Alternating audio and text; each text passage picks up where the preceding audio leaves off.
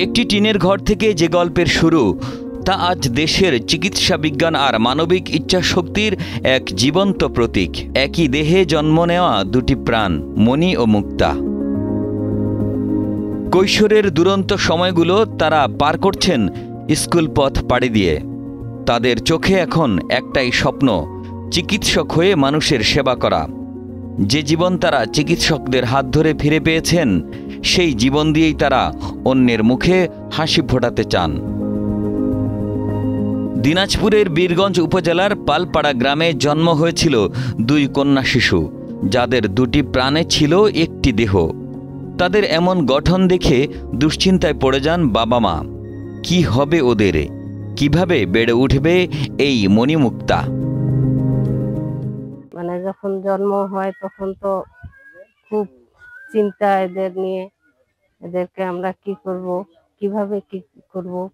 2009 সালের 22 আগস্ট পার্বতীপুরের একটি হাসপাতালে জন্ম নেয় তারা।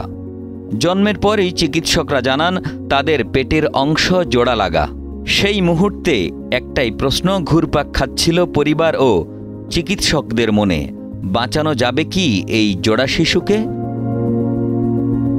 ছোট হলেও এই প্রশ্নের উত্তর পেতে অপেক্ষা করতে হয় 1 বছর। এরপর 2010 সালের 8 ফেব্রুয়ারি ঢাকার শিশু হাসপাতালের ডাক্তার এআর খানের নেতৃত্বে সফল অস্ত্রোপচারের মাধ্যমে মণি ও মুক্তাকে আলাদা করা হয়। চিকিৎসকদের আন্তরিকতা ও বিধাতার ইচ্ছায় জীবন চলার গতিপথ বদলায় মণিমুক্তার। সেই মণিমুক্তা এখন রাজবাড়ী দ্বিমুখী উচ্চ বিদ্যালয়ের 10ম শ্রেণীর শিক্ষার্থী। পাঠ্যপুস্তক ছাড়াও তাদের আগ্রহ চিত্রাঙ্কন সহ নানান সাংস্কৃতিক কর্মকাণ্ডে। স্বপ্ন দেখেন চিকিৎসক হয়ে মানুষের সেবা করবেন। নমস্কার এবং আদাব, আমি মুক্তা রানী পাল। আমিও 10ম শ্রেণীতে পড়ি। আমিও বড় হয়ে একজন চিকিৎসক হতে চাই এবং মানুষের সেবা করতে চাই। তার পাশাপাশি আমি লেখাপড়ার পাশাপাশি ছবি আঁকতে ভালোবাসি। আমার নাম মনিরানী পাল, আমি 10ম শ্রেণীর একজন ছাত্রী। আমি ভবিষ্যতে বড় হয়ে একজন চিকিৎসক হতে চাই। আপনারা সবাই আমাদের জন্য দোয়া এবং আশীর্বাদ করবেন। তাদের বাবা জয়প্রকাশ পাল জানান, অভাব অনটন থাকলেও মেয়েদের পড়াশোনায় কোনো ঘাটতি রাখেননি।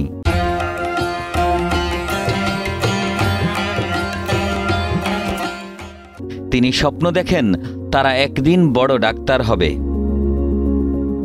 মেয়ে দুটো এখন ক্লাস 10-এ পড়ে। তারা ভালো করে লেখাপড়া করতেছে। 2-3টা প্রাইভেট দিছি। ওরা সকাল বিকাল পরিশ্রম করতেছে। ঈশ্বর জানে তারা কি করবে না করবে, কিন্তু আমার চেষ্টা আমি করতেছি। মণিমুক্তার মা কৃষ্ণারানী পাল জানান, ওদের জন্মের পর অনেক অপবাদ, করুণা আর কৌতূহল সহ্য করতে হয়েছে। নীরবে হজম করতে হয়েছে অনেক কটু কথা। এছাড়া ভাই সজল পালও সুন্দর ভবিষ্যৎ কামনা করেন দুই বোনের। ডাক্তারেরা সবাই তখন সাহস দেয় যে আপনারা থাকেন এখানে, আমরা ব্যবস্থা করব।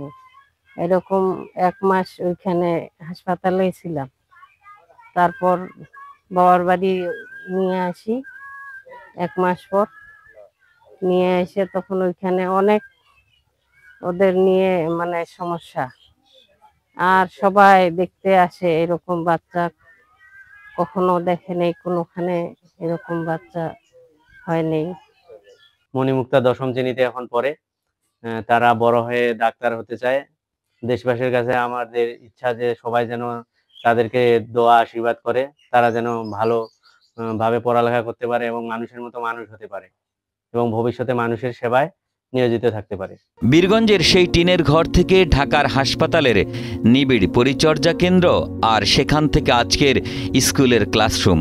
মণিমুক্তার এই পথ চলা কেবল দুটি জীবনের গল্প নয়, এটি চিকিৎসা বিজ্ঞানের যুগান্তকারী সাফল্যের ইতিকথা। মণিমুক্তার স্বপ্ন পূরণে শিক্ষকরাও সহযোগিতা করছেন সাধ্যমতো।